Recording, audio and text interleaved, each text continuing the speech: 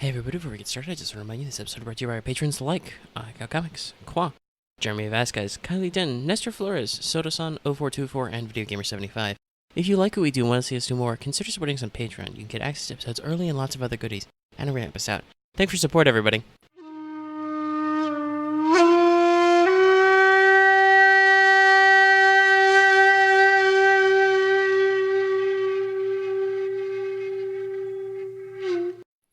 Hello everyone, and welcome back to Enter the Dojo. This regular series I do, which is kind of like a video essay about various Legend of the Five Rings schools for 5th edition, in case you didn't pick that up, because you just stumbled across this randomly on YouTube. That happens, kids. Anyway, so, been a little while since I did one of these. I know I'm supposed to be doing, 2 a month, but that was kind of a loose schedule, and there was some stuff going on towards the end of last month. I did get a review of Courts of Stone out, so you can check that out, because Courts of Stone actually came out. Super interesting to talk about. I'll figure out what schedule, because, these are at a pretty decent clip, but I'll figure out what schedule to talk about non-core book schools. And if everybody really wants me to jump into non-core books, now that I kind of did one from each clan, sure, we'll do that. But I figure we'll round out some more basics today, and we'll talk about the Togashi Tattooed Order school, in the mechanical sense. It's called an order. You'll notice this, like, some are schools, and those are very formal ones, but others are like traditions or orders, stuff like that. I think that's just a little fluff detail, not necessarily like supposed to be a serious thing. But anyway, we're going to talk about that one today. So we're in the intro phase. So before we get into the school itself, let's talk about Kiho, the sort of, internal energy into effect thing. So Kiho are a technique type that are pretty big for a lot of monk schools. Not every monk school. We had this discussion with Kaito where we kind of talked about the monk tag and what that practically means in a lot of senses, and we'll probably talk about non-clan monks a little bit if I ever get around to the Fortunist or Shinseist monk orders from Emerald Empire, or arguably even, well no, those are the only non-samurai ones for now. There's some more probably coming in Path of Waves, but it's a different discussion. Anyway, these are a pretty classic technique type that exist throughout the history of the setting. I almost said the universe, but I figure setting will be a little more appropriate. So, Kiho, which translates to key method, is a kind of spiritual techniques. Generally, only monks get these, but there are a few Kiho scattered throughout other places. Like, for instance, the Shiba Guardian school gets a couple, and some other schools get a few here and there. But it's kind of like you have, ki, or chi. You have this internal energy that kind of aligns to the world, and specifically, you can kind of align it to elemental energies. And so if you're good at this, you can, control your force inside your life force and produce certain effects. Enhancements effects are subtle, burst effects are generally flashier, which is the thing. Hey, what do those mean? So most Kiho have the same sort of presentation, right? Unlike some of the other technique types where, like, shuji or katas are usually, for instance, okay, so I'm going to either make this as a type of action, or I'm going to add this effect when I make a certain type of check. Like I make an attack check with a polearm, or I make an attack check with the fire ring. Kiho are not quite like that. They basically have two effects, and they have their normal activation. Like most of them are, I believe, support actions, but some of them are like other types, like attack and movement, stuff like that. So basically, they tell you what you need to do. You usually have to pick an additional target for the burst effect if you hit it. But the normal thing is, they're pretty low usually too. But the normal thing is you hit the starting check, whatever it is. Some are theology, some are meditation. It depends on the Kiho. And I think that kind of makes sense for what the source of your focus is, But if you succeed, you get what's called the enhancement effect. This lasts until either you turn it off, the scene ends, or you choose to successfully activate another Kiho. There are some exceptions to that, but we'll cover that later. This is subtle unless somebody else knows Kiho or has other knowledge of key techniques. They don't realize you're doing anything, and then this has an effect which basically stands on you. For instance, since I'm double-checking all these things while looking at the core rulebook, Cleansing Spirit's right there on this page, which talks about kind of the Kiho mechanics. So, for instance, the enhancement effect for this is, if you activate the Kiho while it's active, you reduce the TN of all checks to resist poison, disease, maho, defiled terrain, otherworldly and tainted beings by your Earth Ring. And obviously your minimum TN's 1, because that's a general rule, but still. This basically means that you get a boon all the time, so long as you're using it, and nobody knows that this boon is on you. Next is the burst effect. So this just happens when you get some number of bonus successes. Using Cleansing Spirit as an example, when you get 2 or more, you can also tap this in and do it on somebody else. So you picked a target at range 0 to 2 of you for the burst effect when you did the activation. If you get the burst effect, you immediately remove afflicted, bleeding, dazed, disoriented, dying, fatigued, or intoxicated from the target.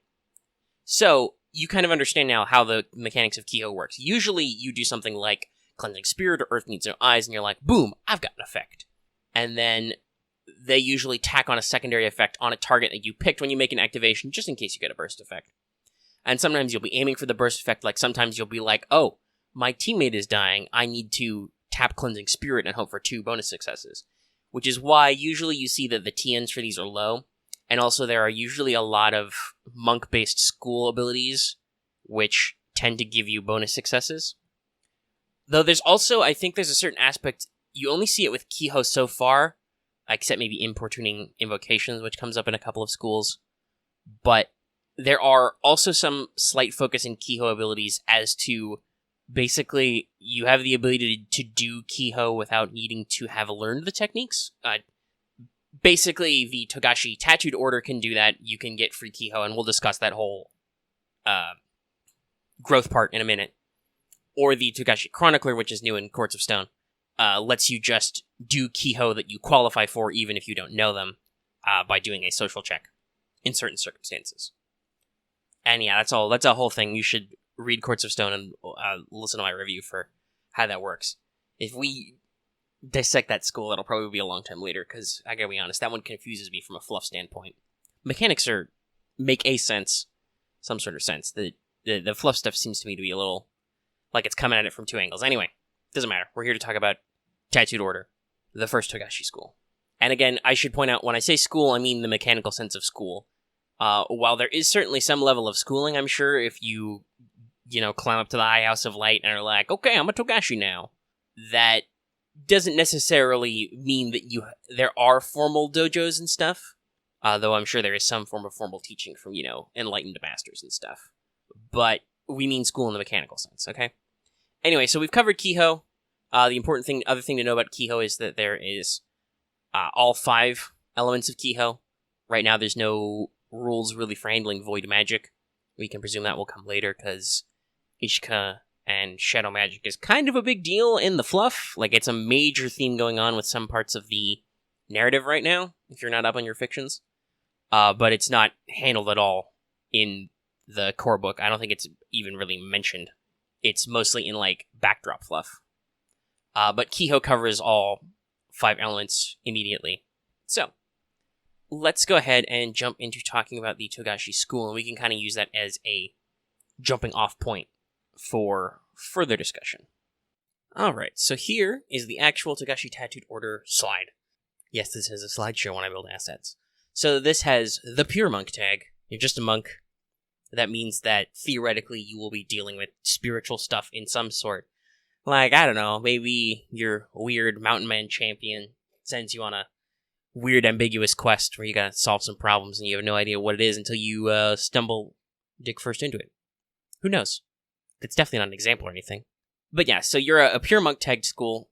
Your rings are, interestingly enough, Earth and Void, which is pretty interesting, I think, in the overall nature of this school.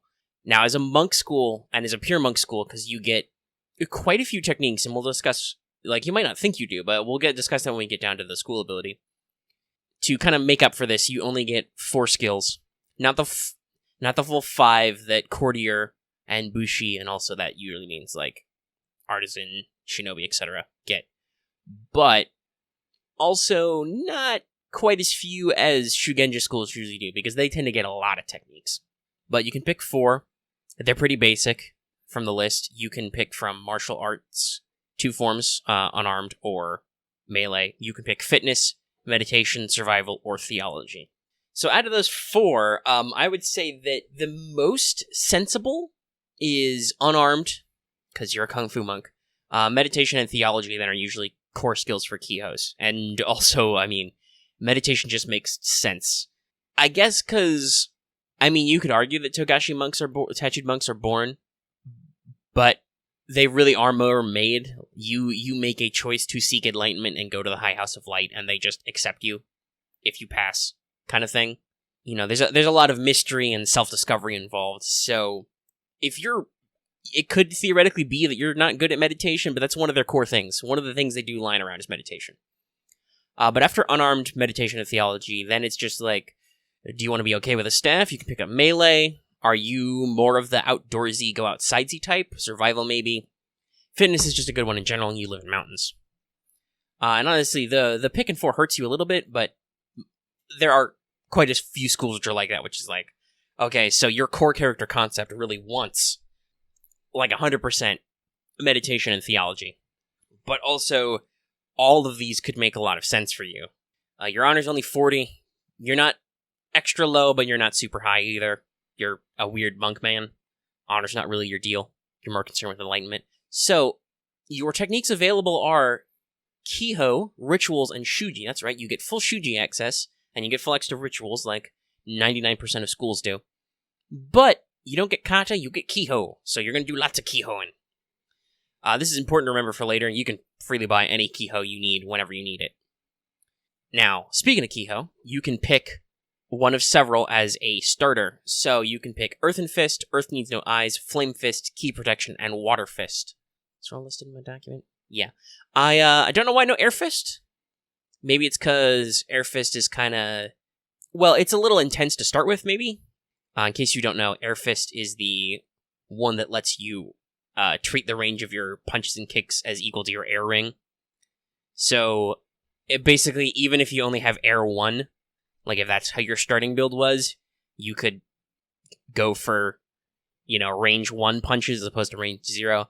And if you're focused enough, depending on your family, possibly even your clan choices, we're going to talk a lot about that aspect when we get into family and clan and stuff. I will have to pay some lip service to how you can really be from anywhere.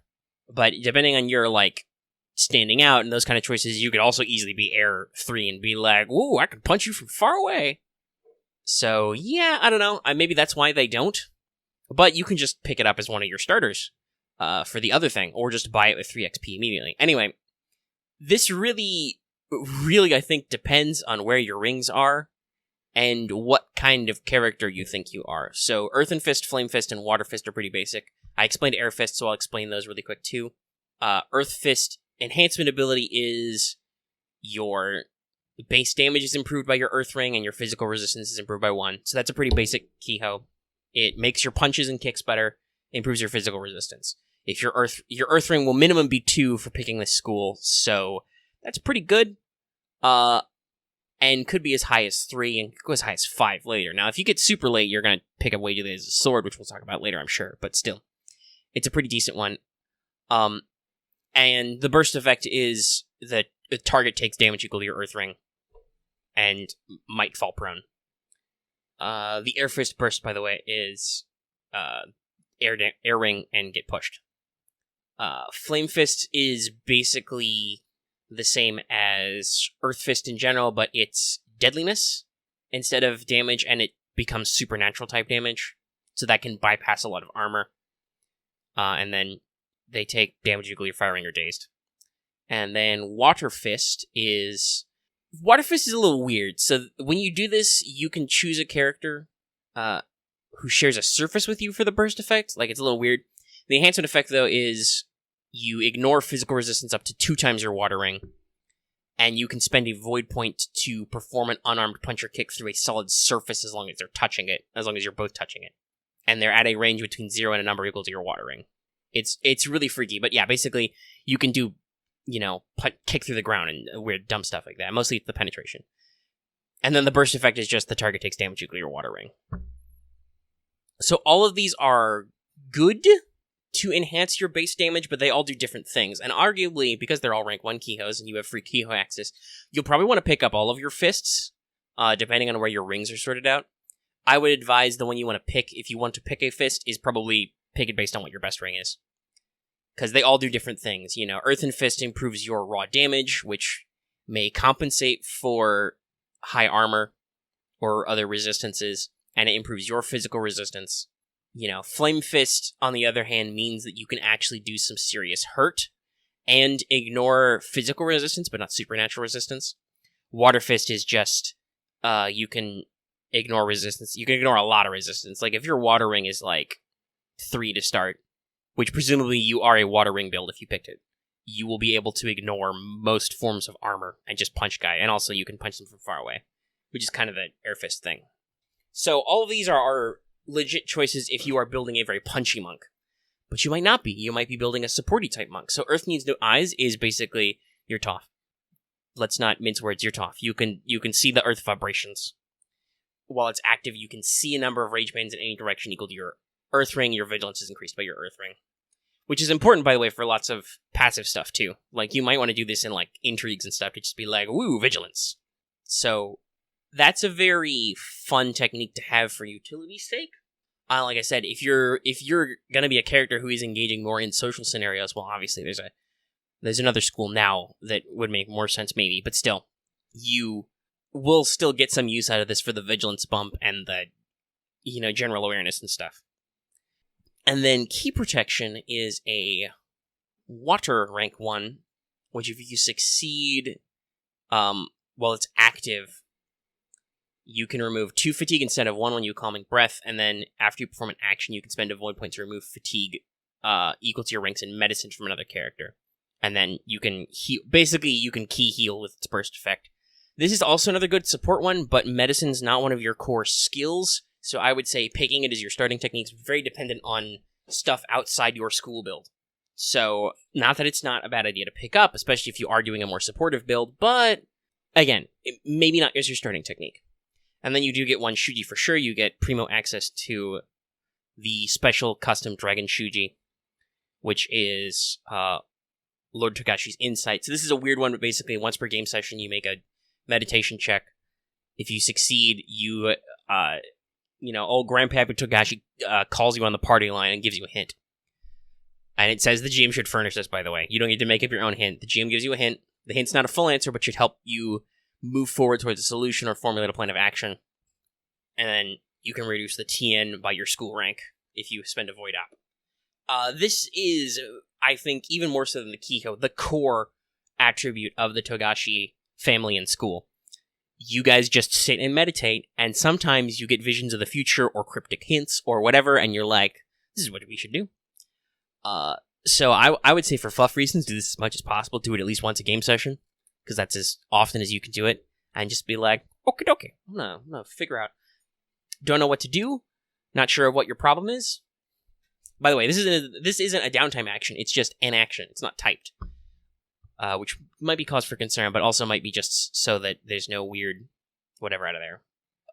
But anyway, it's a fun ability to get guidance, but it's not like explicit future sight or anything, it's more just a clue as to what the situation is. And obviously for GMs that can be a little hard to get around, but you should hopefully know what the solutions or reasons are behind a lot of stuff. Sometimes I bet with scripted adventures this can be a little hard. But in general, if you're writing a campaign, you should, even if it's more sandbox and open-ended, you should know sources of problems, key points, and stuff like that.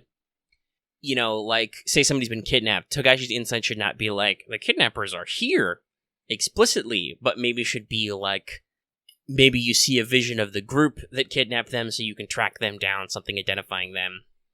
Or maybe you do see the building where the kidnappee is held, but you don't know where that is. You just know what it looks like in case you run into it.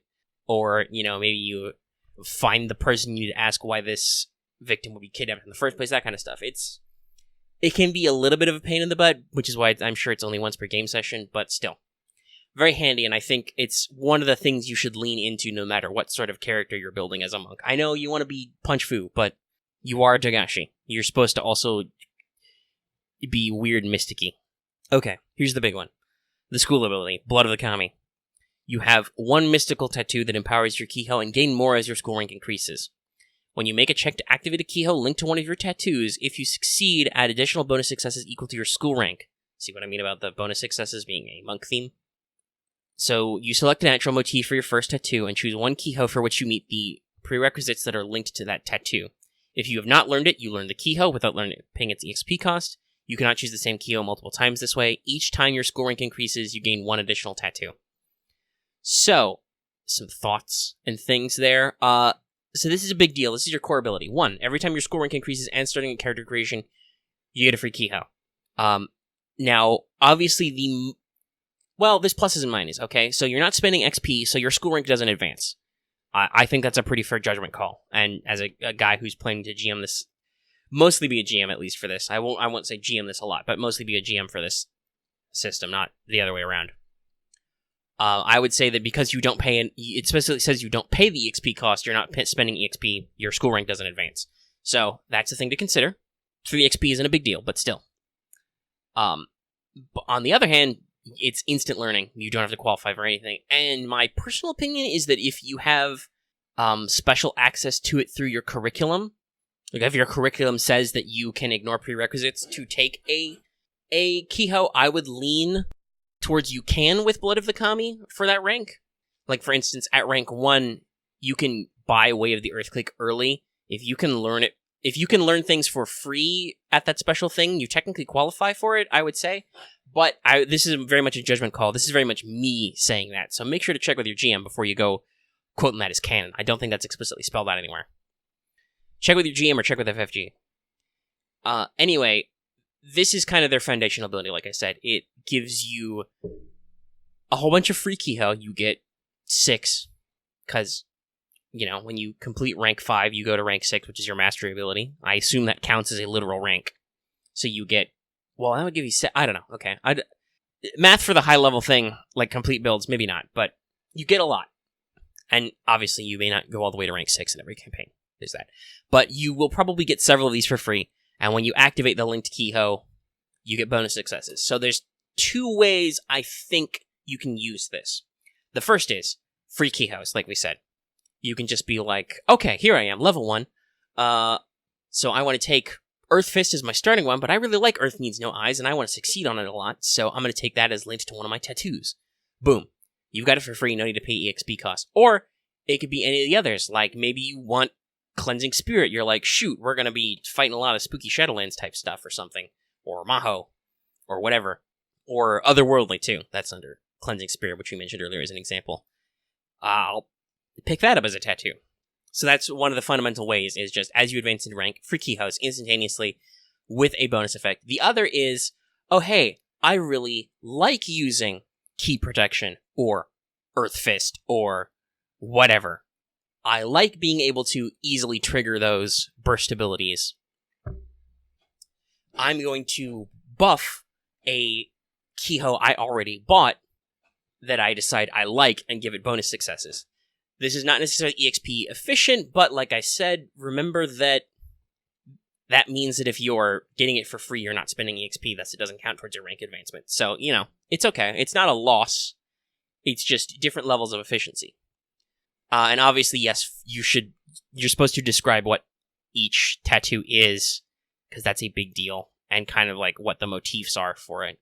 There are some suggestions in the sidebar, like a mountain is a good motif for Cleansing Fist, a flowing river might be Water Fist, Breaking Blow could be a volcano, you can have a bat tattoo for Earth Needs No Eyes, a tiger tattoo for Death Touch, stuff like that.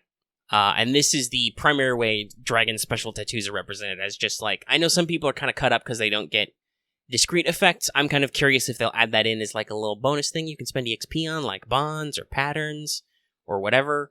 We'll see. We'll see what happens. But for now, I think it makes it much more freeform to be like, yo, here's your Kiho. And honestly, some Kihos in this edition are much more flexible because you get both the burst effect and the enhancement effect. You kind of double up on a couple of things. Like, for instance, Channel the Fire Dragon, I think was just you become less damaged or immune to fire and heal from it, and then you would have to, like, get a tattoo of a dragon breathing fire to breathe fire. So now they're just, oh, hey, if you have that Kiho, you can be immune to fire and also maybe breathe fire. And if you're a tattooed monk, you can have a kick-ass dragon tattoo, which buffs that. So yeah, the ability is pretty good, but also pretty simple, and it's just bonus successes. Which, again, you have to succeed for it to count, so it's not like extra successes kept. It's, if you succeed, you get bonus successes, which are mostly to activate your burst effects. But you're very reliable with them. And for starting outfit, I think this is the... Other than... I'd have to double-check if, like, Rise from Dust has a variant of the starting outfit, but I think this is the most lean. You get your traveling pack, you get a bow staff, you get common clothing. That's it. Real lean and mean. So that's the school. Those are some of your starting directions. You can kind of see what I like to talk about is like different builds. Depending on which Kihos you take, you could easily go kind of a healing, protecting, aware monk, a helper or advisor who can, heal others, understand supernatural problems kind of stuff. Or you can just be a punch wizard. You can just be a kung fu monk and punch rocks and stuff. So let's start talking through your curriculum. All right. Let us talk about techniques of advancement. As usual, ignore the left side of your screen for now. We'll get there in the second half of this. But first, we're going to walk you through the curriculum and kind of see where the design is kind of going with this school and, what it kind of focuses on and what it doesn't. There's a couple interesting options in here, which we'll talk about. Pretty interesting. And also, I'm going to say that I'm not going to talk you through what Kihos you should take at every school rank. That's kind of one of those things that's just really up to you, because I don't know. Like I said, maybe you took a Kiho that you really like. I can't tell what Kiho you're going to find useful or well-liked, So anyway, let's talk through the different ranks. At rank 1, you can get your pick from Scholar Skills. It's a pretty broad area. You're probably going to want to focus on theology, but, sentiment could work. Or you could take other stuff. You never know. Medicine would be a good one to match certain options you can take, as well as some other stuff in there, You can get martial arts unarmed, fitness and survival. Fitness and survival being on here is good in case you decided to skip picking out on those at your starting level. Now, you can get a rank 1 fire Kiho. We'll talk about some of your choices there later. We'll talk about Way of the Earthquake in a second, but you can also get, in curriculum, you can get Honest Assessment, the Shuji, which is an Earth-focused Shuji, which works for you, obviously, a decent amount.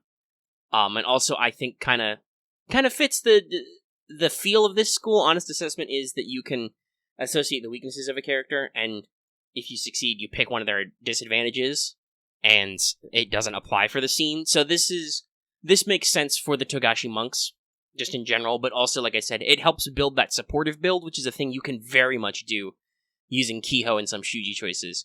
And, you get in there and are like, hey, bro, you're cooler than you think you are. Pat him on the back. You give him a Zen cone about how his weaknesses are his strengths, etc., and they're fine.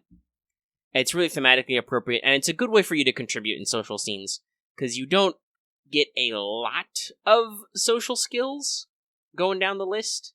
So, if you do want to do socially type stuff, you gotta kind of work around it, but at the same time, like, Honest Assessment is a TN2 Earth Courtesy check, so you will probably have to make some out-of-curriculum purchases anyway, or you'll have the freedom to do so at any given school rank, because just the way the EXP values work out. So, like, picking up a couple points of courtesy here and there aren't terrible, but also, you are probably going to be pretty good at Earth just from your school, so you may just be okay banking on, trying to drop them with some just Earth stuff. Good old ring dice, etc. So, Way of the Earthquake, and as you can tell, this being with the Diamond, I should say, is a privileged access. This is normally a rank 2 Kiho. Way of the Earthquake is an unarmed check to activate, which is another one of the common ones. And basically, you can choose any number of other characters at range 0 to 1 for their burst effect. If you succeed at the enhancement, every time you attack, or rather perform an attack or support action or defend against damage, you may choose another character at range 0 to 2 who has to resist, or they take physical damage equal to your Earth Ring, and are prone. And it's a fitness check they have to resist. And the burst effect is all those targets take damage equal to your Earth Ring. And if they are prone, they add bonus successes and are immobilized. So first of all, this is a pretty common theme with Earth stuff in general, is if the target is prone, bad stuff happens, or they can become prone. So Way of the Earthquake, you cause stuff to jiggle and move, so much as you're punching or supporting, which can be very helpful if you are a supportive build. You can force opponents to be knocked over. You get decent range, 0 to 2, and they suffer physical damage. Unlike some invocations, you get to pick any number of characters, so you can select out your allies for the burst effect. It's a pretty decent one. It gives them a little bit of physical damage, especially if you are earth-focused, and can knock enemies prone to kind of give you an in for your allies who may be good at this sort of thing. It's pretty effective. Pretty fun to pull off. So that's a good idea to pick that up while you can. Throw it in there. So at rank 2, first of all, you get your only, as far as, I'm double checking the list again, I looked at this already. Yeah, this is, I believe, your only in-curriculum social skill option is command. So pick some of that up. You can get martial skills as a group. It's pretty broad, because meditation is technically a martial skill, because it's used for initiative and stuff. And there's not really another good place to put it, arguably. But you've got a couple of different kinds of martial arts, and fitness is a martial skill too, so it's packed, but that can be helpful. You do get composition, which I believe is your only artisan skill choice in here. Might be good to pick up one, and you get survival again. Survival is going to show up a lot, along with some others. But seriously, you're going to be good at survival by the time you get through all your ranks. Now, at this point, you get another couple of techniques you can choose to pick up. One of them you're probably gonna wanna once again. Sorry, I'm a poet and I don't even know it. I'm unconsciously rhyming. But you're going to want to pick up the kata you can, open hand style, just because you don't get general access to katas, so you probably want to pick up the privileged one you get. Open hand style is a unarmed. You use the snaring quality. If you get 2 opportunities, you can force the target to switch stance when you hit them. This can be very useful, for instance, if they are wounded or injured in any way so that their rings are reduced, or that they have techniques which they can only do in certain rings. Or just you are setting up for something is bad. For instance, Way of the Earthquake is... I just looked at it and I forgot. Was it... Yes, it's harder in Water Ring. That's right. I wanted to say that, but I was like, wait, is that right? No, it's hard. It's easier in air, the fitness check, and harder in water. So, you could open hand style slap somebody into water stance, and then they take the enhancement effect because that would be an attack action, and thus... they are likely to become prone and suffer damage. Because that's another thing about Kiho I should mention. While they do usually involve a ring check, technically they don't say they stop just because you switch stances. So you have to be in the stance to activate the Kiho, but you could easily switch to something else. And open hand also doesn't require you to be in a specific ring, because it's keyed off of making an unarmed attack with a snaring weapon, so punching. So open hand is both thematic for you as kind of, your open hand kung fu gonna knock people into less advantageous rings kind of stuff. Grapples, palms, strikes, that sort of thing. So it's thematically appropriate, but also is very useful to you. And again, if you're not going quite the militant route, you can probably avoid it, but still, pretty decent one. And then you can also pick up the Shuji Stirring the Embers, a fire technique. But Stirring the Embers, which, by the way, is a rank 1 Kiho. It's a little weird, but there's some weird stuff with this, and I think this should all be quote-unquote corrected. Like, this is intentional, because they've already done erratas for the schools, and I don't remember anything about Togashi stuff needing to be replaced. But still, there are a couple of unusual things about the Togashi school, which I believe are intended, but might not be. But Stirring the Embers, is a fire shuji. When you're making a social skill fire, you can pick one of their distinctions, one of their type of advantages, and make it better. Again, that supportive angle. It's not just that you're large or whatever. You're pretty big. You can do good kind of stuff. Like, it fits again that supportive aspect. You're going to be punching people a lot, probably, or you can be offering people advice. And honestly, there are going to be situations where your monk character is going to be that weird standout guy in a court setting where you can't really punch people most of the time, but you still need to be able to do something. So even if you are punch-focused, you probably want to still pick up some of these shuji and get in there, and support your allies, which is, again, thematically appropriate. You're going to see a lot of this. Assistance, healing, advice, that sort of stuff, and also punching rocks apart with your bare hands, breathing fire, that kind of stuff. Those are your 2 modes. So back on track, moving into rank 3, You can get scholar skills, again, nice big area, good for you. You can get martial arts unarmed and meditation, again, solid core skills for you, pretty decent to keep up. You're also going to start seeing labor, it appears a couple of times in here. It's a little weird that you have to wait to higher ranks before labor becomes relevant to your curriculum, but it very much makes sense. While they are technically samurai, the Togashi Order, the Isazume, are weird samurai. Like, some of them aren't even from samurai families, but because they are tattooed with the blood of the kami, and, you know, they're given the Togashi family name, you have to treat them as samurai, but also they are monks, which are part of a... Well, technically, they're not even part of the Celestial Order, but they're kind of outside it, but they're a different part of the social structure from samurai. And honestly, the Togashi family and the Togashi schools will probably play to that weird dichotomy a lot to get what they need done. Like, they probably don't necessarily always comport themselves as samurai, but they're monks, so they don't necessarily have to, right? So you're going to get some of those weird juxtapositions where people are like, I don't know what to do, so you might not think it's weird to be like, no, dude, you gotta do some shit with your own hands.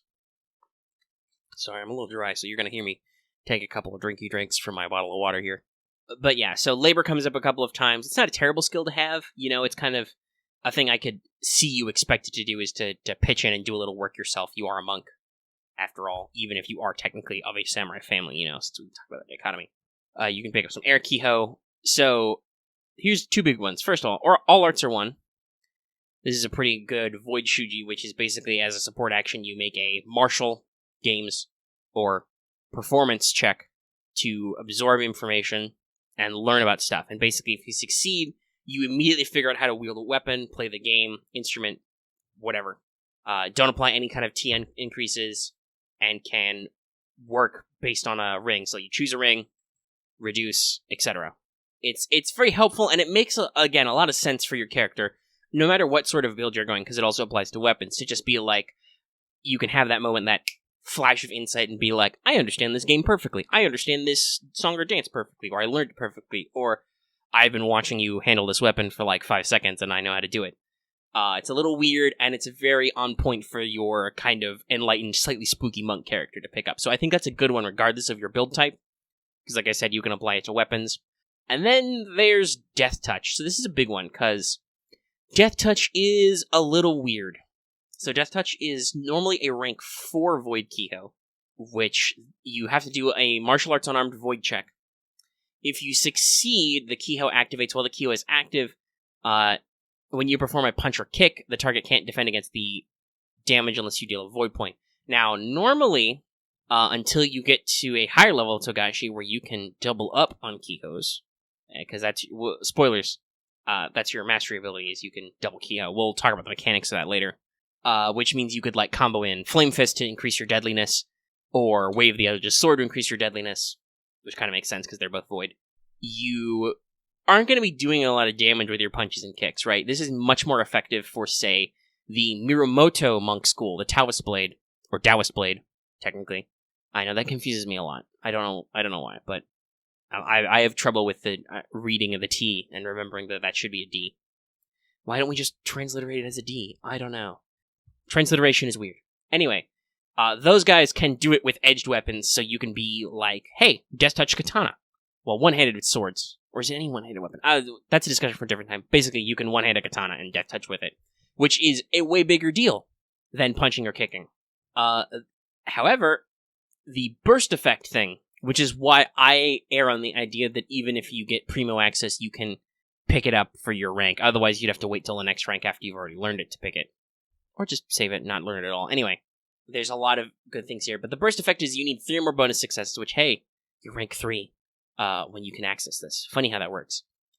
The target at rank 0 to 1 you picked suffers the dazed or disoriented conditions and has to resist with TN4 fitness or become unconscious. If you have 4 or more bonus successes and they are a minion NPC, they just die. This is the real thing, the real shit, as it were, for Death Touch, and it's what makes the Togashi with Death Touch a real big boy. So that's just instantaneously somebody at range 0 to 1, you slap dazed and disoriented on them, which is pretty rough. And then if they don't make a TN4 fitness, they're immediately unconscious. They're just out of the fight. Boom. They pass out. And if they're a minion and you have 4 bonus successes, which is pretty easy to pull off with the tattoo effect, they're just, boom, you're dead. There's no contest, there's no figuring out their fatigue or anything. They're just dead. Taken out. So that's a very powerful Kiho in that situation. But like I said, otherwise, the enhancement effect is like, oh, I'm gonna punch all your armor off. Unless I'm, like, enraged, or you're enraged, or something weird happens that enhances my deadliness. And you can't even do stuff like, ooh, I'm gonna switch to striking like fire, because you don't get katas. So it's a very weird specific case. And it may be that you don't want to go into all that. You don't want to be like, oh, I don't want to spend a tattoo on Death Touch. I'm not going to use it that often. In that case, you can skip it. You're not making the, like I said, Punch Wizard build. If you are, though, totally go for that. Do that. That'll be a really effective way of dealing with people, okay? So at rank 3, you can pick up martial skills again. You can pick up labor. Medicine. Hey, medicine's in your curriculum, so when you've got those scholar skills options, that's not a bad buy either. And again, like we said, makes sense for your character. Both in the sense that, on the one hand, pragmatically, because monks are not samurai, they can do, well, you know what I mean. We've had this whole discussion. Because of the way Togashi monks both are and are not samurai, I should say, you can probably get away with a little bit of the ickier stuff in the knowing how to fix yourself, but also the dragon in general are much more leaning on that natural philosophy type stuff. And maybe in your studying of your human body or animals or the elements or whatever, you figured out medicine stuff. Can be helpful. And you get another survival. Like I said, loads of survival. And survival and medicine can kind of dovetail. You can get a rank 1 to 4 Earth Kiho. You can get early access to touch the Void Dragon. Which, in case you haven't noticed, that's a theme with Kihos. Which also makes me immediately suspect that when a Dragon Clan focused book comes out, there will be more Kiho, because we don't have the air one, which is, I think, Steal the Air Dragon? I won't get into what that could possibly do. That's, like, all speculation. But they'll probably add that one as, like, because we need some more higher level elemental Kihos, just saying. But you can get early access to Touch the Void Dragon, which is the Void one. And you can get the Pillar of Calm Shuji. So that's another really thematic one for you that you're probably going to want to pick up. So Pillar of Calm is the one that lets you make a Command Earth check. Hey, Command's in your curriculum. You might have a couple of dots in that. And if you succeed while targeting all the leaders, which is number of characters equal to your Earth ring times your school rank, you can de-escalate the conflict 1 level or additional levels with opportunity. Almost said advantage. Opportunity. So mass battle skirmish, skirmish duel, duel to an intrigue. Again, this is pretty thematically appropriate for your character.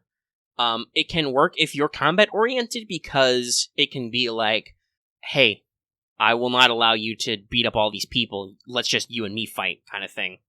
But it can also be like, friends, there's no need to duel. Just be cool. But again, if you're playing that advisor, almost healing role, like we said, because you can pick up medicine and stuff like that, a Pillar of Calm can really be a good idea to just get in there. And it plays to some of your strengths, Earth Ring, Command, stuff like that. And like I said, makes a lot of sense for a lot of different builds. That's a good one. So, the other one, Touch the Void Dragon, that's a fun one. So this is normally a rank 5 Void Kiho. You know, Root of the Universe is Void and all that. So you have to make a TN4 Void check to draw Cosmic Energy. If you succeed, you can spend opportunity from Void checks as if they were ops from any ring. And you can spend ops from air, earth, fire, or water as if it were void. And if you have 2 or more bonus successes, you gain a void point. You can only gain 1 void point this way per scene. But still, this is a very interesting one. This is a pretty neutral Kiho. Well, I think it combos well with the mastery ability, which we'll talk about again in a little bit.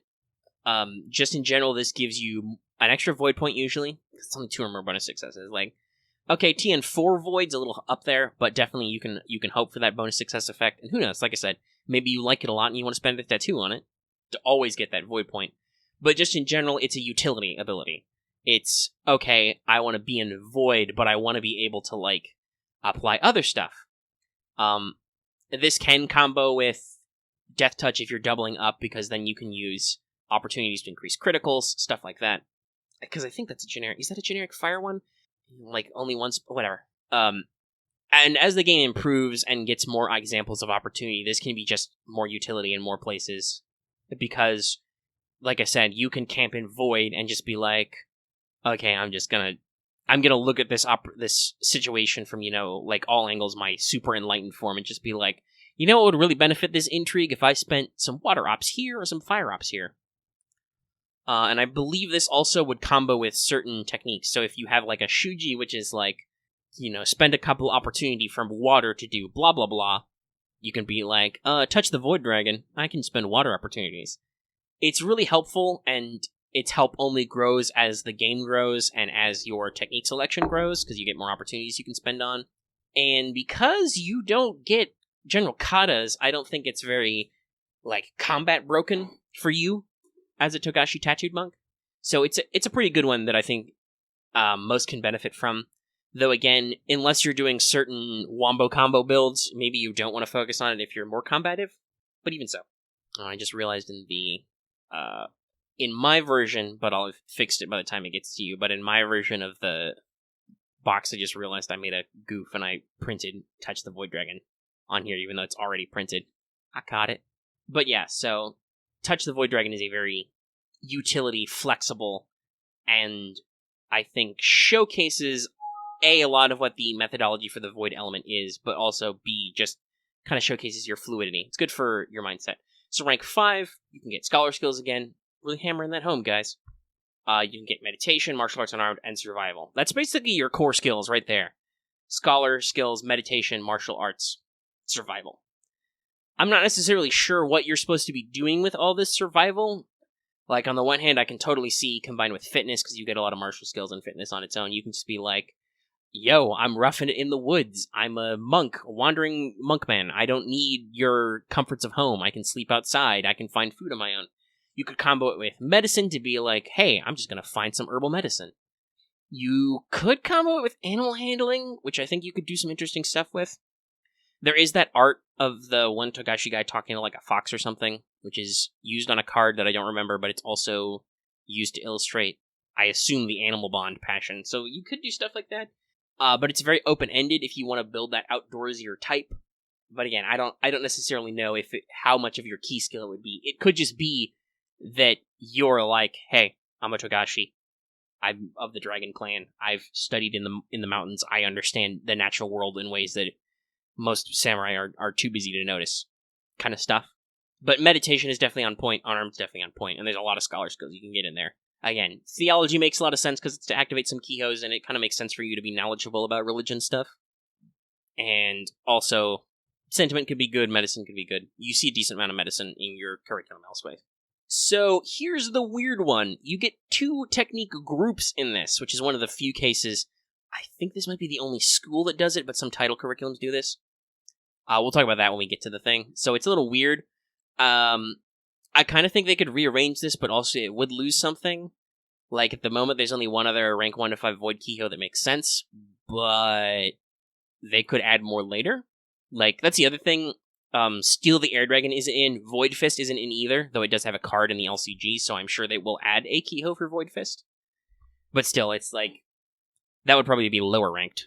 Like a 2 or 3. Like, maybe not rank 1, but it would definitely be probably not a 5. I mean, it could be, but it could also not be. But there could Void's really weird and powerful, so there could easily be more rank 5 Void Kiho. The rituals thing is weird, though. We'll have to see if maybe there is a dragon-focused book that adds more rituals that are high-ranked. But the one soul solitary technique you get is another Shuji. It's another Void Shuji. And it is Rouse the Soul. So this is when you make a social or theology Void check targeting a character. You can spend a Void opportunity to remove certain conditions like afflicted, enraged, exhausted, intoxicated, or unconscious. I believe Cleansing Spirit does more, but that requires a burst. And hey, once again, touch the Void Dragon. You could be like, yo, touch the Void Dragon. Okay, I'm going to switch to Fire or Earth. But also I can spend those as if it was a Void opportunity to remove conditions from my target. I'm not really 100% sure, other than, obviously invocations. But you can't do invocations in Void for now. So I'm not really sure why you would be making a Theology Void check. I guess you could, as part of an intrigue or something, you could be like, okay, I'm going to make a theology-based argument to somebody, and will I do it? Boom! I'm going to uncloud their mind. But again, it's kind of weird. Like it's specifically being theology. If it was scholar skills in general, that would be better, because then you could do, like, medicine or sentiment, but you can come up with ways. It's still a very useful ability that, like I said, that's really, all of your Shuji selections are really, other than maybe All Arts are one, are really in that social advisor, calm, enlightened sort of aspect. Being like clearing illusions away from people with a well-placed theological point or social comment. You know, making people forget their faults or realize that their faults are advantages, or enhance their existing advantages, or de-escalating situations, right? That's a really core thing for you. In addition to your raw mastery of the elements, because, hey, in case you didn't notice, you get rank 1 fire, rank 1 to 2 water, rank 1 to 3 air, rank 1 to 4 earth, rank 1 to 5 void. You're like Captain Planet. You are Captain Kiho. The power is yours. Some of y'all in the audience won't get that, but hopefully, because we're talking about L5R, lots of you do. And then, rank 6, the mastery ability, Blood of the Dragon. Once per scene, while you are benefiting from the enhancement effects of a Kiho linked to one of your tattoos, when you activate a different Kiho, you can spend a void point. If you do, you maintain both enhancement effects until the end scene, or you activate another Kiho. So this is what I mentioned earlier. You can basically spend a void point to double up, so long as you're already under the effects from one of your tattooed Kiho. So it's not super broad, you gotta think about it a little bit. But it can be really helpful. You can combo stuff like Death Touch and Way of the Edgeless Sword, or Death Touch and Touch the Void Dragon. You can combo Touch the Void Dragon and then shift stances into another Kiho to keep your Void opportunities. Stuff like that. You can just double your fists. You can be like, boom, Earth Fire Fist. My damage is supernatural, and it's enhanced by my Earth Ring, and my deadliness is enhanced by my Fire Ring. You could do, like I mentioned earlier, and Death Touch Flame Fist to increase your deadliness. There's a lot of utility here, but that exact form of that utility really depends on what your existing character build is. And like I said, I'm not going to walk you through all the Kihos you're going to link to your tattoos. That's really on you. In general, though, what you see from this is you see a scholarly focus, and maybe culture and government don't make the most sense, but easily could. You know, monks are drawn from a very diverse background. There's all kinds of stuff you could know that kind of makes sense for you to figure out or learn from other monks you're speaking to and learning from, kind of thing. Even if mostly, I would argue, theology, medicine, sentiment are like your ideals, and sentiment especially only if you're going that supportive build. Maybe medicine too. Medicine can also key to other stuff. But also, you get a lot of fearsome combative Kiho. Sorry, that was the word I'm looking for. And you do get a kata for unarmed fighting, so, you know, you get a lot of martial skills. You could be very good at punching people, so you can kind of see the two different paths. And they don't have to be separate paths. You could ideally embody both. You could be a calm, collected advisor, making people feel better about themselves, dealing enlightenment, helping them solve and overcome issues, and kind of giving them context for their actions, which is a very dragon thing to do, while also being, when the fighting starts, you are a punch master, slapping people around with open hand, Way of the Earthquake, Death Touch, stuff like that, you know.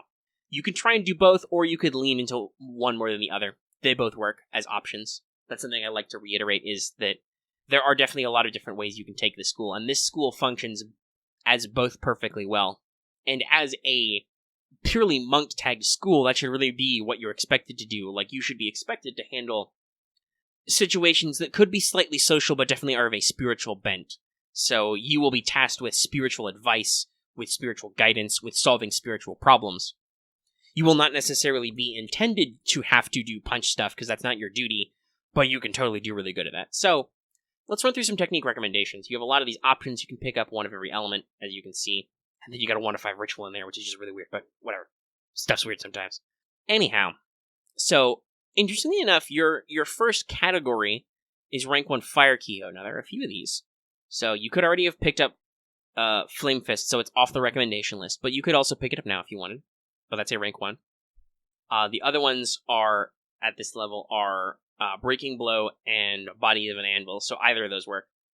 Breaking Blow is a unarmed check to activate, and you can pick an object at range 1 to 0 for your burst effect. And then the enhancement effect is, while it's active, when you succeed at martial arts unarmed, you can pick a readied weapon or armor and give it the damage quality, or they receive 2 fatigue. So you can break objects or damage objects that they're wielding while also punching them. a pretty decent support ability. You can, like, neutralize enemies with high danger weapons, or damage their armor unless they're willing to take small amounts of fatigue anyway. This is in addition to any punching you may be doing because you're making unarmed checks targeting people. Can be pretty handy. And then the burst effect is if you have 2 or more bonus successes, the object gains damage, and if you pick a more mundane object like a wooden door, earthen walls, trees, you can just blast through it. So you can Kool-Aid Man your way into situations. Oh yeah! And if you have 4 more bonus successes, the object gains a destroyed quality, and it can be used to destroy reinforced objects like stone walls and metal doors. Even more Kool-Aid Man. So that's a pretty fun Kiho to pick up. I would say, ideally, you probably want to pick up Breaking Blow as a Togashi with one of your tattoos, maybe, if you're going that route. But you can always choose to enhance it later if you like it. And then, Bodies and Anvil is a meditation check. It's a little hard. It's normally TM3. So you gotta be decently invested in fire to start with. And you can choose a character at range 0 to 2 for the burst effect. The normal enhancement is just when you defend against damage from an attack action, the person who targets you takes supernatural damage into your Feigl Ring and the Dazed condition, which is pretty good. It's basically like, okay, if you're gonna hit me, if you defend, so effects that don't allow you to defend and stuff like that don't count. But most of the time it'll be like, okay, if you attack me, you're gonna get a little bit of damage back, and you're gonna get dazed. And then the burst is if you have 2 or more bonus successes. Sorry, I yawned a little bit there. Before you defend against damage dealt by the target, you reduce the damage by your firing, and they get burning, and one weapon they used gets the damage quality. Now that's only your burst effect, which is a little weird, so it's only the person you pick, but still, it's very useful. The Bodies and Anvil is a really good defensive ability, the kind of thing where if you don't want to fight for any reason, it's good to pick up to be like, okay, I'm not going to fight you, but if you fight me, we're going to get into an attrition battle and it's going to suck for you. So that can be pretty effective to kind of turn off enemies from attacking you, control aggro kind of thing, or get back at people if they're forced to attack you, sort of situation, So that's a solid one. The rank 1 to 2 is choosing a water one. So as usual, I don't usually list, like you could have picked up Key Protection or Water Fist as you're starting and could have easily bought them. Same with Way of the Sea Foam. Also, I can't really recommend Way of the Sea Foam because it's really, really specific normally. Like, because it's got a burst effect that's pretty basic. That might be a good one to pick for your tattoo, but that's kind of wasted at higher levels because it only requires 2 or more bonus successes. The normal enhancement effect of Way of the Sea Foam is you can walk on water if it was solid ground. You're from the mountains, dude. Like, okay, swimming up a waterfall like it's Breath of the Wild is cool and all, but, or in this case, I guess you would climb it. But yeah, that's very niche and specific, okay? And then the burst effect is you can remove immobilized and prone from yourself and then switch stance and move to 2 range bands. It's a good Ukemi kind of recover roll sort of thing, but still, it's really weird and niche, so I don't know if I would recommend that in general anyway. That's got to be a choice on you, which is like, God, there's a lot of water in this campaign. So, Freezing the Lifeblood is a rank 2 water Kiho, which is a unarmed check to activate. You empower your blows. Whenever your character defends against damage you inflict with a punch or kick, they suffer immobilized unless they choose to receive 3 fatigue. So, if they spend a void point to not defend and just take the crit, which they could easily do because you're just punching them, or in any other situations where they can't defend. For instance, this does not combo well with Death Touch. They have to take 3 fatigue or become immobilized. And then your bonus success is your burst effect, which targets a character at range 1 to 2, or 0 to 1, sorry. Blech. The 0 sometimes throws me off, kids. The target suffers supernatural damage equal to your water ring and is immobilized. If you succeed with 4 or more bonus successes, you can get a free critical strike with severity equal to water plus medicine instead, which can be pretty potent. And because it's got that scaling, Freezing the Lifeblood might be a good choice for a tattoo instead. But still, that can be a pretty effective one if you're doing this sort of punching heavy build, but also because it immobilizes unless they choose to take fatigue. If you want to go soft and you don't tattoo it, you can just kind of punch people knowing that you're unlikely to cause them serious lasting harm and be like, okay, you're now immobilized, don't go anywhere. Good at locking enemies down, especially since you can't get Coiling Serpent style. Now, rank 1 to 3 is the Air Kiho.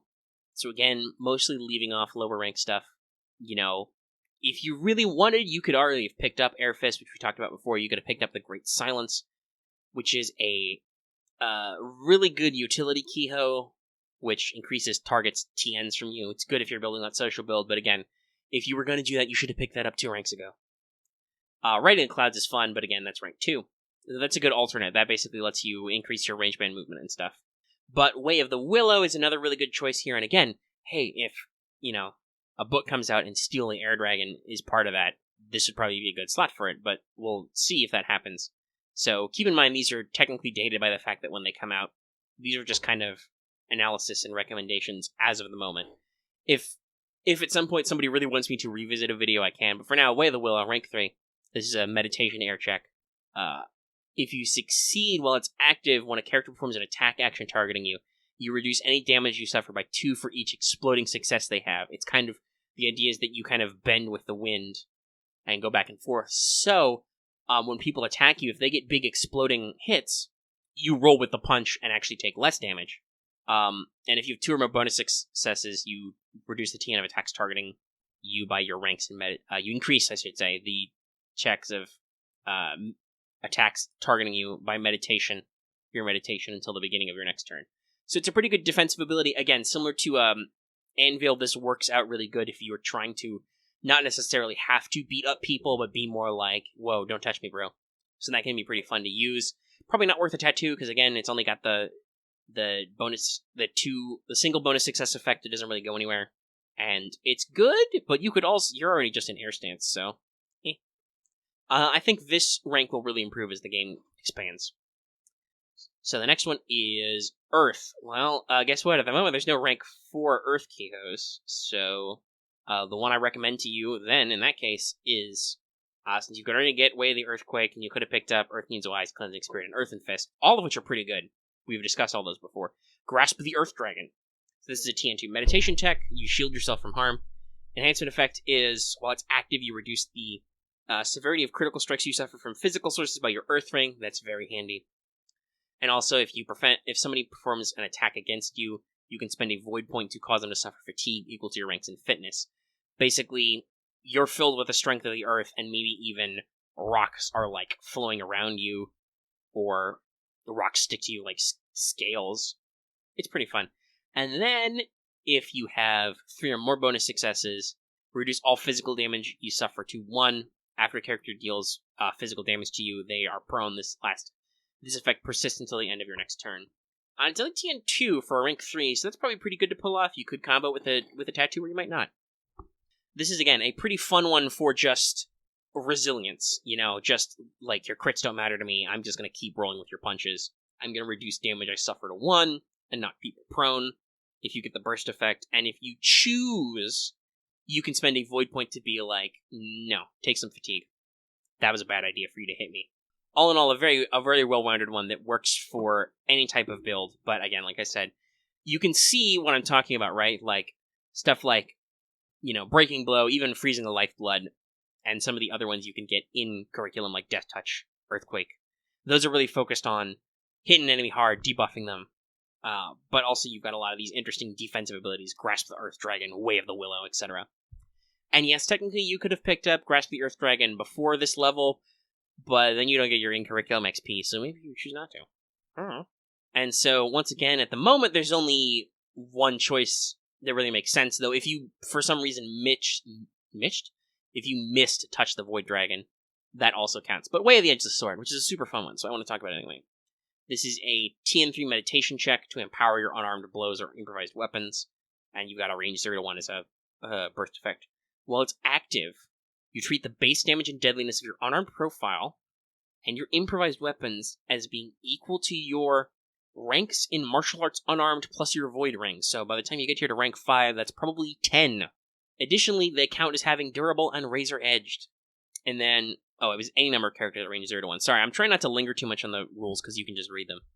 But basically, the burst effect is then, if you have 2 or more bonus successes, which is really low, each target you pick suffers a critical strike with deadliness equal to your void ring plus martial arts unarmed. So, 10. Edge's Sword is a great capstone, especially if you can double up with Death Touch, because like I said, you will probably have tattooed Death Touch to get your full effectiveness as a Togashi. Yeah, also it doesn't technically say a ring, so you can maybe theoretically do this in any, even though it's avoid Kiho, do it in any stance, because it doesn't specify the ring, it's just a meditation check. Edge's Sword is just brutal. Like, improvised weapons, you can get done with this. Tables, chairs, rocks, sticks, that lute, that flute, that ceremonial fan, whatever comes to mind. Skillet, walk, straw hat, anything. It's crazy good. Also very much a Thunderbolt Fantasy reference. But also, you're unarmed, which is brutal. Really brutal. To have base damage 10 and deadliness 10 on a punch or kick. Ugh. And Razor Edge, too, so you can spend ops. So, Edgeless Sword is a really good capstone to the I'm gonna kick ass and take names kind of build. And for the moment, you don't really have any other options, since you could have easily gotten touch the Void Dragon earlier. I suspect there may be more that are high level that are Void later, but for now, this is very much an interesting capstone. And then you can also get rank 1 to 5 rituals. I really hope they expand this out. But otherwise, for now, the only one that really is that higher rank that you couldn't have taken earlier is Formal Tea Ceremony. Well, I guess I had some trouble doing the research for this, because when I wrote these notes, I didn't have Quartz of Stone yet. Another thing that could be considered is Ties That Bind, because that's a rank 4 ritual, normally. And that is a fortune-telling type thing, like you read a person and read relationships kind of thing, reading their meridians. It's a unique thing to the Deer Clan kind of started, but it also works for being a Togashi. That kind of works if you didn't pick that one up, but other than just vague narrative information, the mechanical effect of that is the bond system, so I don't know if you'd really want to go there. Now, Formal Tea Ceremony, action-wise, maybe doesn't make sense, because I don't think that the Togashi would be known for Tea Ceremony, but you could still pick it up, and it does give void points and remove strife, so it can make a lot of sense for your character to go this angle and, drop that on somebody and be like, okay, yo, we're gonna have some tea, and we're gonna calm the fuck down. Right? That can be very thematically appropriate, even if the actual action of doing a formal tea ceremony doesn't quite fit. So think about it. For now, I'm hoping that we get some more high-rank rituals in future to kind of flesh out this sort of stuff. But still, it's an interesting option. It's complex. So hey, we're finally done with all that. It took us forever. But there was a lot of... We haven't really talked about Kiho before, so there's not a lot of cross-references to be like, oh, I can expect you to know about some of this stuff if you've been following along my videos. And with every Kiho having 2 effects, it can be a little complex to talk through. Even so, let's move on really quick to clan and family stuff, which will be pretty simple, because I have talked about them before in my Mirumoto video, so check out Mirumoto Niten Adept. So now that this discussion is well over an hour long, so let's briefly talk about clan and family stuff. That was kind of be expected, though this would be longer, because I had to explain Kihos and things, and monks. Anyway, so if you watch the Mirumoto one or not, it's, pretty simple. Dragon Clan. I got a new graphic for this. The ring is fire. Swift, inventive, creative. Skill is meditation. That works out pretty well. Status is only 30, because they're not one of the big 3. And then the families normally are Agasha, Kitsuki, Mirumoto, and Togashi. Now, possibly more than any other school, except maybe saying that you're, retired and in another monk school, like one of the Fortunist or Shinseist ones, or whatever. Or obviously Ronin options. But for a nominally great clan school, the Togashi Order is probably one of the most freeform ones possible, because, like I said, some people just get the enlightenment bug and decide to crawl up to the High House of Light, the technical Kyuden Togashi, even though I don't think anybody would ever hold Winter Court there. In fact, I think literally a Hante has never been to the High House of Light. Fun fact for you. But, yeah, you can just get bit by the enlightenment bug and basically decide, okay, I'm going to crawl up there and I'm going to try and achieve enlightenment, and if you make it and you're accepted through all the trials and tribulations, which I'm sure will be more detailed in an eventual Dragon Clan sourcebook, you hit your tattoos and you get in the order, and you leave your old life behind. Some people join as kids, some people are, adopted as babies, basically, or whatever. They're shown spiritual favor, they just get in. Some people don't arrive until very late in their life. Some people do it when they retire, some people do it when they do other stuff. But basically, it's really freeform. And technically, because you get Earth and Void, you can kind of count on the other ones there. And I think it's acceptable for you to say that your character was originally from and raised by a clan, and then became dragon later, right? That's an important thing to remember about this, is while your name will probably turn into Togashi, you could theoretically, I know it says what clan does your character belong to, but theoretically you could massage it to say, I was blah blah blah clan most of my life, and then I joined the dragon. Or maybe your GM has a stricter interpretation, in which case, you're still on point. You still get a point of meditation, you get fire ring. It's still a thing. So just keep that in mind. In general, when talking about the Dragon Clan, keep no in mind about stuff anyway. But also specifically, the Togashi are explicitly in-universe, in setting, they are weird. Like, a lot of people out of the game, externally, have this problem in a meta sense. They're like, what's the deal with Togashi? I see this on, like, subreddits, I see this on official forums, I see this on other community stuff. What's up with these guys? I don't get it. What are tattooed monks? It confuses people in-universe, too. So just a thought to have. But yeah, otherwise, fire, meditation, and stuff really, really fit well. Alright, let's move into those families. So, families. Now again, here's another one of those weird points. First of all, notice Togashi's listed as Togashi Order, not the Togashi family. Now you might go to yourself, well, if I'm in the Togashi Order because of the school, does that mean I have to pick Togashi? I would say no, because again, this is kind of like, what family are you from?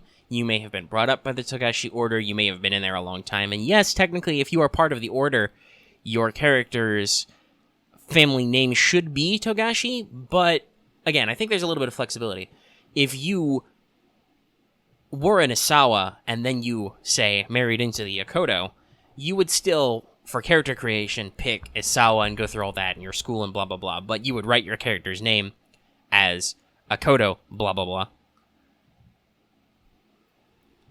Don't actually write your name blah blah blah, it's way too many letters.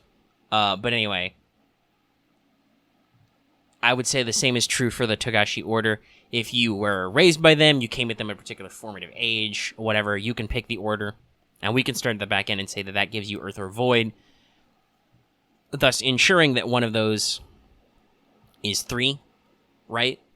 Because you get both of those from your school, and you get either or. And you get Fitness and Theology, which really balances out with your starting skills. You don't have a lot of money, but you do have a decent chunk of glory. Not a lot of cash. But you're a monk, whatever. Doesn't matter, you don't need cash. You can punch. But yes, that is very much an option you could take, and it fits super well. But I would say that it could entirely be that you are from another family and then you joined later. And again, that's a really complex backstory question I can't answer for you, because there's a lot of freaking families, and there's more families all the time because they keep adding minor clans. There's going to be even more options when they expand Rise from Dust stuff in Path of Waves. Anyway, let's run through these, and we'll keep in reverse order to keep it fun. Mirumoto gets Earth or Water, which makes sense. You get Fitness or Tactics, and then 5 Koku, 44 Glory. The Water focus and the Earth thing could definitely balance if you were like a Mirumoto-raised family member who then suddenly decided, fuck swords, I'm gonna go punch people now. Stuff like that.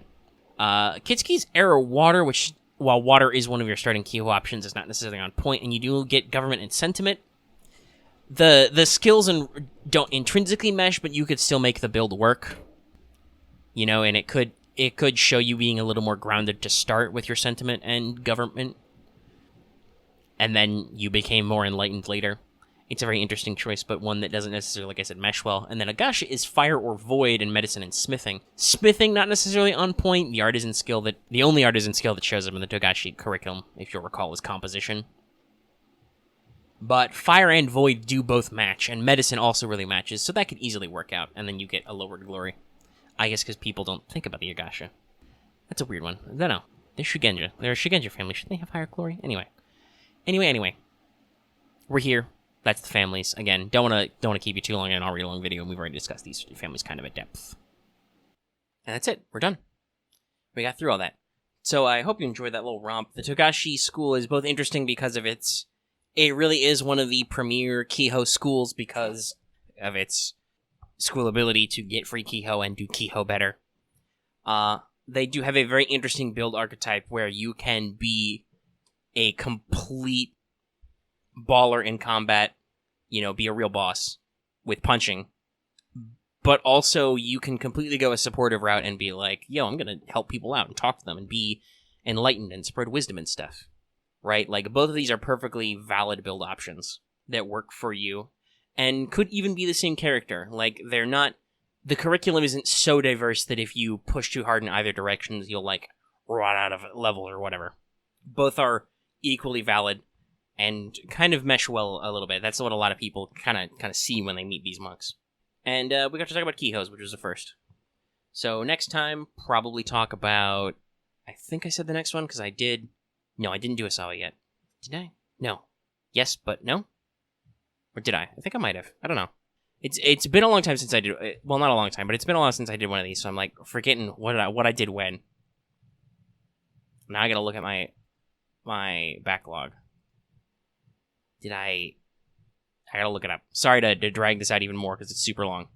But the other one I was thinking about was Akodo Commander, which I know I haven't done, because I did not talk about mass combat yet. So, that is a possibility that I could get into. Okay, no. So, the last one I did was Iuchi, and when was that? Was that the last one I did? Jesus. That seems like a long time ago. That means I skipped a month entirely. Well, I kind of was, there was a whole thing where I was going to get hit by a hurricane, and then I didn't, so there had to be some delays there while I figured some stuff out. But yeah, okay, so I'll try once again to be better. It'll either be Akodo or Asawa next. The Asawa Elementalist or the Akodo Commander School. And, feel free if you have a personal preference to get in there and let me know. Otherwise, don't. But do check out, I did a little bit of a brief touch on the announcement for Path of Waves, which is the next source book coming out. Looks like it's Emerald Empire styled. And finally got to Courts of Stone. So check out either of those. And any of our previous Enter the Dojos. And then after either of those two are done, I don't know where I'm going next. But stay tuned for more L5R news, because, hey, like it says on the slide, there's also going to be a book about monks someday. Not sure when. I think it got leaked. I don't remember the name of it now, but it was leaked, the Dragon Clan pack name, so that's coming soon. The novella will probably link to that a little bit. It'll be a pretty interesting read, hopefully, and it'll have some more extra dragon stuff at the back that'll be fun to check out and discuss. I also do Well, I have done at least one for the Unicorn novella. I forgot to do it because I was so engrossed and read them so fast and moved on. The first two novellas. But I will also do little book review stuff like, hey, here's what's up. I read the book, here's my thoughts. Here's some of the stuff it talked about. If you like these kinds of stuff, maybe you'll like this book. But, we'll see when the novella comes out. Other than that, not a lot to cover. Like I said, stay tuned to the channel for future L5R updates from the RPG and stuff. Someday I'll have enough time to learn the card game. And also, like a little technical note, I've noticed there's a lot of background noise in this recording. I'm not sure why. I think it might be, despite the fact that my pop filter is supposed to prevent that kind of stuff. And I'm glad I put it on. It also seems to be, shaking a lot. Maybe it's not secured today. And it's, vibrating shit. I don't know. My microphone's very sensitive. It's a very good microphone. You gotta work through it. I've tried to edit out most of the noise, but if there's a little bit of weird scratchiness in places, or maybe you accidentally hear me breathe, I'm sorry. I know people are sensitive to the audio quality. I try to keep up on it, but sometimes it's complex. Anyway, we've been going for a long time. Nearly an hour and a half. Let's wind this down. I go ahead and do the outro and say that, hey, if you're watching this on YouTube, be sure to give it a like if you liked it. And if you have any comments on the school or any other future schools or any other L5R stuff you want me to talk about, I don't know, I could do a whole big episode on bonds. That could be fun. Let me know in the comments. You can also join our Discord. That link is in the description. And, of course, if you're new here and haven't already, please subscribe to our channel so you can always get the latest videos we do. Like I said, I try to do Enter the Dojo twice a month, but obviously sometimes that doesn't work out. I had the notes last week, but some stuff came up, in case you didn't notice. And subscribing is the best way to keep track of us as we post new videos. And of course, even if you're already subscribed, considering that bell for notifications, so you always know when we post a new video. And also, like it says at the front of the show, consider supporting us on Patreon. For as little as $1 a month, you can access to audio downloads for some of our stuff. Longer essay-type stuff like this, where it's mostly me talking. Obviously, visual aids help, but you could also just listen in. I've been told by people, I'm not kidding, that they really like to listen to me talk, so hey, there's your free downloadable format. Well, not free, but you know what I mean. It's the freely downloadable. You can access our entire back catalog. That includes our other podcasts and stuff. which I recommend to you. Check out our podcast, What's Up with Omega and Lucky. I'm Omega, by the way. Lucky's my co-host. Where we frequently talk about all kinds of stuff. Anime, movies, TV, video games, and especially we like to ramble about tabletop game stuff. So check that show out. It's usually pretty long. And also you can get that in audio format on Patreon. Alright. So I will see you guys whenever the next video is. Thank you for your time as always. And everybody, knuckle up and contemplate the void.